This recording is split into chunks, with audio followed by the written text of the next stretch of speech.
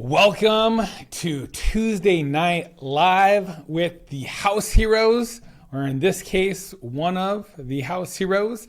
Hi, I'm Ryan, and I am here to help bring you everything that's going on in the world of real estate in a nice, tidy little chunk so you don't have to go scouring multiple places for that information.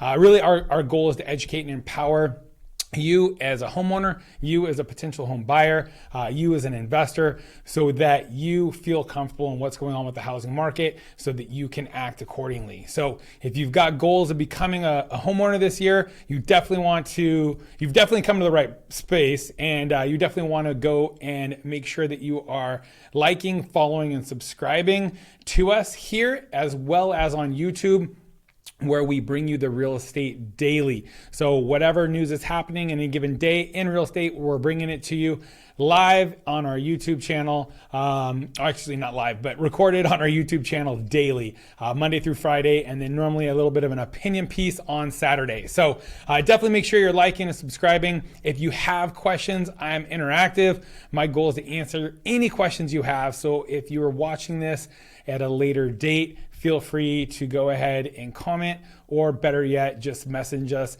and we will respond. We pay attention and definitely answer our DMs. So thank you for joining us. Today we've got some great information to go over. Actually, I was just looking at some updated charts that came in on inventory data I wanted to go over with you today. So let me switch off of that and get into some of the slides. And if you like what you're seeing, please go ahead and hit the thumbs up button down below. Definitely love the feedback. Want to make sure that Facebook knows that you like what we got going on here. So anyways, what we wanted to talk about today is what's going on. We're getting closer to the end of 2022. It blows me away to think that 2022 is blown by so fast, and it got cold fast. So I'm like, shoot, holidays are right around the corner, which means 2023 is right around the corner. I've talked to a lot of buyers this year that said, oh, we're waiting until next year. Well, really, that means getting in action now. That means going back to your lender, seeing what you're pre-approved for, looking at your finances, really kind of figure out where, what is your 1 year, 2 year, 5 year plan, and how that equates into housing. And so really it's time to reach back out. So if you've got questions regarding loans, again, DM us, we'll get you with a good lender. Right now, it definitely makes sense to shop. Not all banks, not all non-bank lenders are the same. There's a lot of different programs out there right now that you really need to be checking out. So depending on where you're at, rates matter and programs matter. So I know we've talked about it in some past shows. If you're looking for an adjustable rate because you believe rates are going to be coming down in the next couple of years, there are some great adjustable rate programs at some credit unions. But again, not all. You really have to go in and pick and choose between them to see who's got those low rates.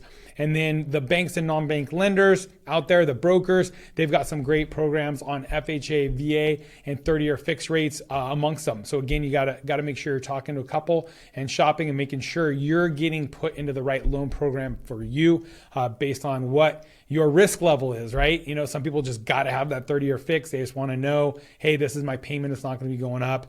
And maybe I've got the chance to refinance in the near term here in the next couple of years, and I'll deal with that then. But I'm willing to pay a little bit higher just for that peace of mind, knowing I've got that fixed rate. So basically, 2022 is up. And we've heard a lot of different economists talk about what they expect to be coming down the pipe for 2023.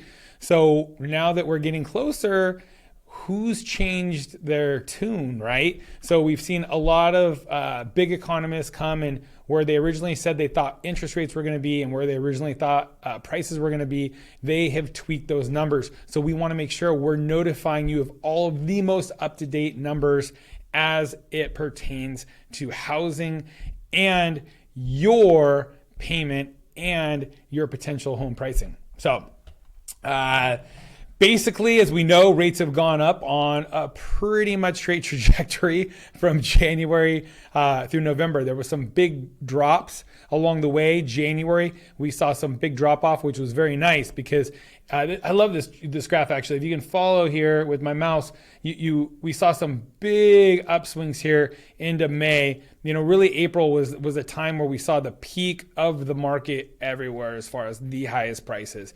And then in May, as we rolled through, rates were going up so high, so fast that people and sellers really needed to drop pricing because affordability was getting out of whack once we passed this 4.5 range here. So we started to see the sellers that needed to sell understood that buyers' payments mattered.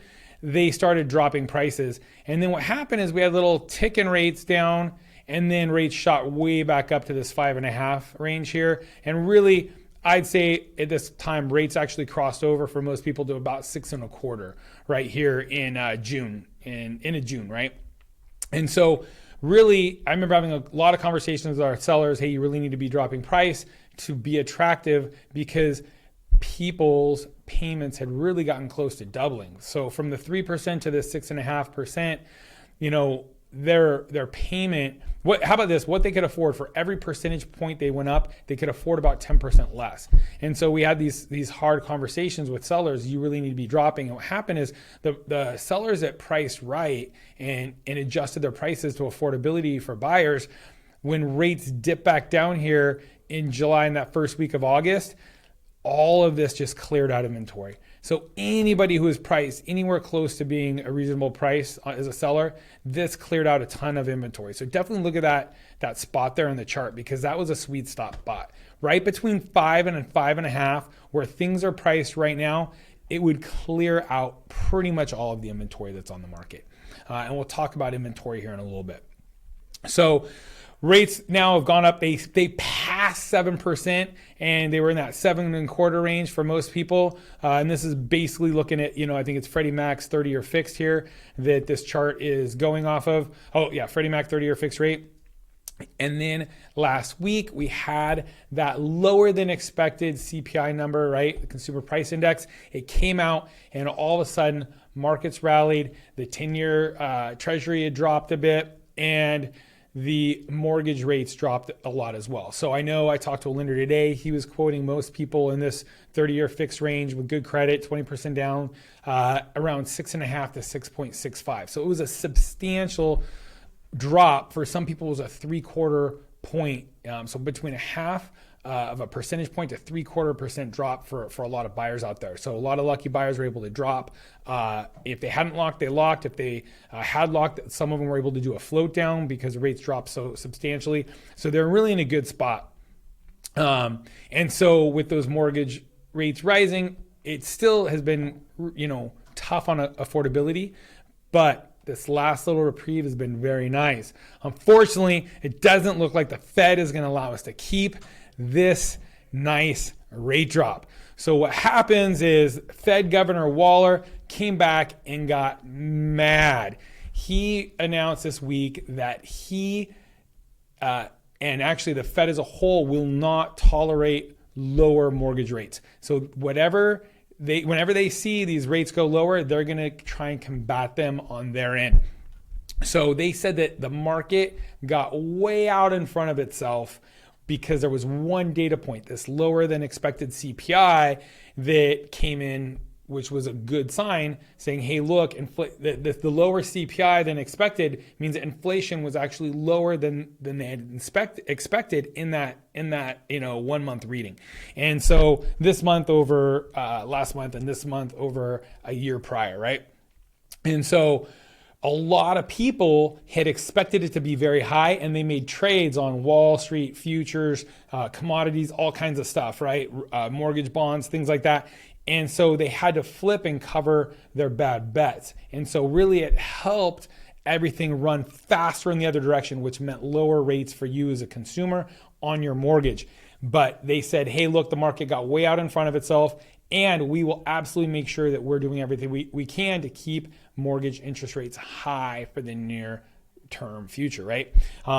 So they're saying that if mortgage rates started to go toward 5% and stay there, their job loss recession forecast will be harder to obtain next year.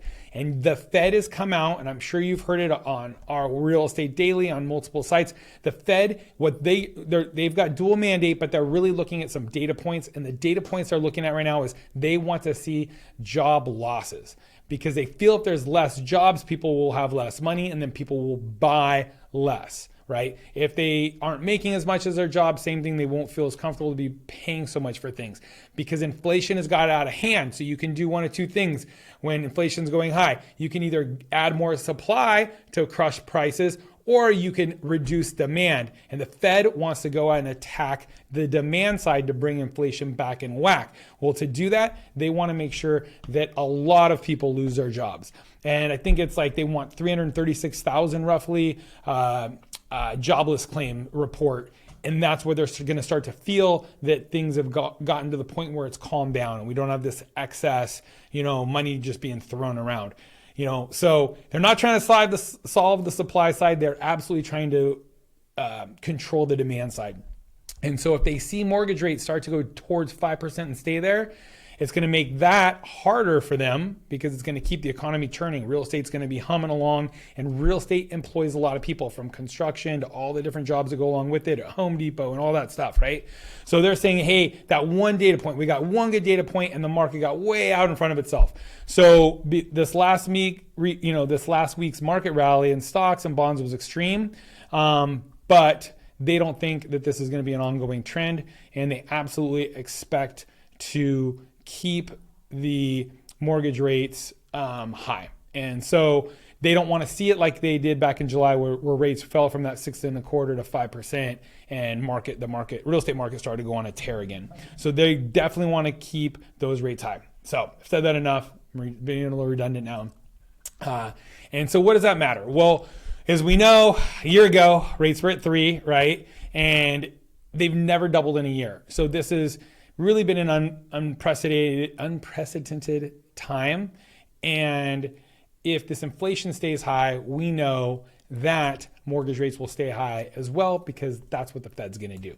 So you want to pay attention to these CPI numbers, these inflation numbers, because as a consumer, that's going to mean what your interest rates and what interest rates you can expect coming down from mortgage rates, because the Fed is going to go in and play with the policy to make sure that they've got control over those job, let's call it losses, right? They want to see losses. And because of that, prices are going to change really much more varied by region. And, we've talked to a lot of economists, we pay attention to a lot of economists, and what a lot of them are talking about just doesn't make sense. We're not seeing it here in our market in Southern California. In our market, inventory is still very, very low. In California, we are still about 20 to 30% lower inventory than what would be, let's call it a healthy market. We've seen our days on market in California as a whole, it's gone from about 1.9 months of inventory. So if no new homes got listed, it would take 1.9 months to sell all of the inventory a year ago. Right now, it's about 2.9 months. Between 3 and 6 months of market timing is still considered a normal market, right? So between that 2 to 4% is considered a seller's market still. There's not a lot of inventory. So if you look at it, we are right now at about the low inventory level of 2019. So we can absolutely handle a ton more inventory of listings on the market and still really be under what's called a balanced market. So it is still technically a seller's market, even though we're seeing prices drop because of affordability. There's just not a lot out there. And I'm working with a lot of buyers, and we're not seeing a lot of new listings pop up right now. So it's definitely a supply and demand equation on the inventory numbers, really keeping prices in check. So as buyer demand has eased a little bit this year because of the higher mortgage rates, right? Affordability is off. Home prices have moderated in many markets too. We've seen it. I'd say most of the homes I'm looking at, you're somewhere between a 15 and 20% drop from that peak in April, which isn't going to show on a lot of the numbers. It might show as like, okay, it was a 10% drop, maybe a 15% drop in some places from January till now. And so it's not really showing up in a lot of the data, but for the year, a lot of places are still going to be even because you had January, it went up so high to April, and then now it's dropped back down, but really it's above where it was in January. So even with that 10 to 15% drop in a lot of areas, you're still above what you were in January. So it's very interesting to see where prices are going to end at the year, but is a very regional right now. So depending on what market you're in, you definitely want to talk to an agent in that market and don't pay attention to the main headlines. A lot of these headlines were saying, oh, prices dropped X percent. It's a state, right? It's the United States as a whole. And what's interesting is this right here, Mark Fleming, chief economist at First American, says house price appreciation is slowed in all 50 markets that they track, right? But the deceleration is generally more dramatic in areas that experience the strongest peak appreciation rates. So those markets that were on fire the most are also the ones scaling back the most. So if you've got a market that was, kind of humming along, you're not going to see these big drop-offs, right? So when there wasn't a lot of funny money being added, I think of a lot of these areas where Californians were selling, they bring a lot of equity with them, right? The Idahos, the Texases, the Tennessees, a lot of Arizona, some Nevada, a lot of those areas saw big swings up. They didn't have a lot of inventory. There was a lot of new home construction going on to fill that need. You saw people, hand over fist fighting for these properties because they had all this cash that they were cashing out of the California market. Some of those areas are going to be the hardest hit. But in our area, we didn't see, as much of a run up as those areas. And we have low inventory on the market, and we're not building as much. The builders have really scaled back. So in Southern California as a whole, we are definitely seeing the price drop being much more muted. So I feel like I saw a lot of that price drop in those months we were talking about before, right? Between May and that end of July, that's where I saw a majority of the price drops. And from there, everything that's been really coming on the market, people are kind of pricing to the market. So it's, most of my listings, I'm selling at what the last one sold. Maybe it's $5,000 more, maybe it's $5,000 less, but it's pretty much at what the last one sold for within the last 90 days. So that's what we're seeing. So you definitely want to reach out, talk to your agent, and see in your market, where are they experiencing those prices go. So here's a great chart. And so basically some areas are going to see some slight price growth while others might see slight price declines. And it just depends based on that supply and demand of units in that market, right? So this 2.6% rise that's expected for next year, right? So these are home price forecasts for 2023. These are the latest forecasts from, I'd say, 6 of the top, maybe 8 people we track. So this is the home price, I always mess this one up. It's home price expectation survey. It's by Pulsenomics. So this is a survey of 100 real estate professionals that are known in the industry, full-time, they know their thing, right? An economist. So they're expecting about a 2.6% gain in home prices next year. Why? Again, because low inventory. There's not enough supply, and really there is a ton of pent-up demand. The issue is, of all that demand, what's holding it back? You've got all these people that want to buy, but they're being held back by these high rates and affordability. If rates were lower and they could get in on a good monthly payment, they want to be homeowners. The demand is huge and the supply is low. So we're still seeing, even though affordability is out of whack right now, that they're expecting a 2.6% gain. National Association of Realtors expecting a 1.2% gain, right? Mortgage Bankers Association, 0.7% gain. Freddie Mac is expecting a slight drop, 0.2%, right? And this is mainly nationwide. Fannie Mae, 1.5%. Ivy Zelman and Associates, right? Expecting a 5% decrease. So there's a big swing. Well, it's because a lot of them are focusing their expectations in the market that they sit, or one of the markets that they weight most heavily. And so really, I have a feeling we're probably going to be in this 1 to 2% gain next year. From what I've seen, not a lot of sellers are really excited about dropping their prices a lot, especially if they're moving from one property to another, because they're losing a 3% rate in most cases to go take a 6% rate. It only makes sense to make that move if they can, take enough equity with them. Otherwise, they're happy to rent their home out and then go rent where they want to move. because they still are, keeping that home ownership. They go rent where they want to. So that's why we've still seen pretty good pressure in our market on rents. We're not seeing crazy price increases on rents right now, but the rental market is very, very strong. So that's the alternate. So a lot of people really, the goal is to go in, and as soon as you can afford that house, you got to get into that house. With the amount of demand that's there, that these rates are holding back. If rates do drop, I hear it all the time. Oh, well, we're waiting for rates to drop a bit. Well, you and everybody else. And I know that you don't have your 20% down. You've got your 3% down or your 5% down. And those people that have their 20% down or their 50% cash that are waiting for these rates to drop, they're going to get their offer accepted, just like they were the ones getting their offer accepted last year at this time, right? When the market was hot with low rates. So you got to be careful. You've got this wall, this it's holding back all this demand, all these people that want to buy homes, and it's the rates, and it's a floodgate, right? So imagine like the floodgates at like Hoover Dam or Niagara Falls. All of a sudden these rates drop and the flood just spills over the spillway.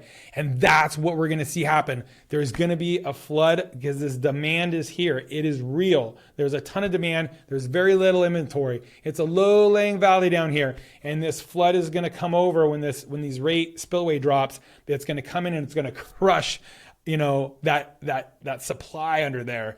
And it's going to get scooped up. And so if you're out there, if you're a first-time home buyer and you can afford the payments at these rates, you absolutely should be looking at getting into a house. And at that point, time is your friend. The sooner you get in, the better. They say, when's the best time to plant a tree? 20 years ago, right? Because now you've got the shade, now you've got the fruit. When's the next best time? Today. That's the same thing with housing. Best time to buy a home was 20 years ago. Next best time is today. As soon as you can get in, you should get in, because there's not enough housing right now. We have an absolute shortage still. And, when things change and rates go down, you might not be in a position to be able to get in. So one of the things I wanted to talk about as well was rates. So a lot of the stuff we were talking about today, we're talking about 30-year fixed rates, right? Some FHA rates. I know one of the lenders I was talking to was locking some people today at 5.99 on some FHA, some 5.75 on VA. But some of the credit unions out there have 4.25 on a 7-year adjustable. I know majority of my clients aren't even in their home 7 years. And majority of my clients have refinanced multiple times over the 7 years. So that is something you should look at, but not all credit unions are alike. I know the credit union I'm at, their 7-year adjustable rate was like at 7% last time I checked. I'll take a 30-year fixed over that, right? That doesn't make any sense. But you want to make sure you're checking with a couple different credit unions in your area. And if you've got questions, again, DM us. We'll help you do some digging in your area and have you talk to a couple different lenders, whether it's a credit union, maybe a non-bank lender or broker, and a bank and such. So just remember, biggest takeaway I want you guys to get from this is it doesn't look like prices are going to be dropping too much if rates stay where they're at. Again, if rates go up, we will expect to see some price softening. But again, there's low inventory, and that's what's keeping these prices propped up for now. And we really don't see a ton of inventory coming from anywhere. I know the other day at one of the auctions between San Bernardino and Orange County at the auction for foreclosures, 4 homes came back to the bank. One of them, the loan had been in default since 2007. 2 of them had been in default since 2008, and 1 of them had been in default from 2012. So think about that. 4 of the foreclosures that are going to be coming back, listed on the MLS as an REO here in the near future, they have been in default on average over 10 years. So these newer defaults and stuff, it's going to take 1 to 2 years for any of the stuff to work its way through the market. It doesn't look like it's going to be much of an inventory pulse to really affect the supply side of things. And on top of that, at that auction between those 2 counties, San Bernardino and Orange County, 3 homes got bought out at the auction cash by investors who are either going to flip it or hold it as a rental. So of the 7 homes the other day that went for a foreclosure out of, however many millions of homes in the area, 7 went, 4 went back to the bank. They had been not making payments for over 12 years or on over 10 years, right? So at the very, very closest. And so we're not really expecting a lot of REOs to come through. So we're going to start to see a little speckle here and there, but most of that stuff that's coming up, it's in the boonies and it's not stuff you want to touch. It's going to be better left to investors who really need to go in and take the concrete out of the drain lines, put the kitchen back in that somebody hatcheted out of there, replace all the broken windows, all that kind of stuff. So if you guys are out there, don't be expecting a big flood at this point in time. If you see anything on the market that looks like a good deal, I would absolutely grab it. So thank you guys for watching tonight. If you know anybody who can benefit from this, please share it with them. And please give us a thumbs up. We would appreciate it. And I look forward to hearing from you anytime you have a question. So again, thanks for watching. Peace and God bless.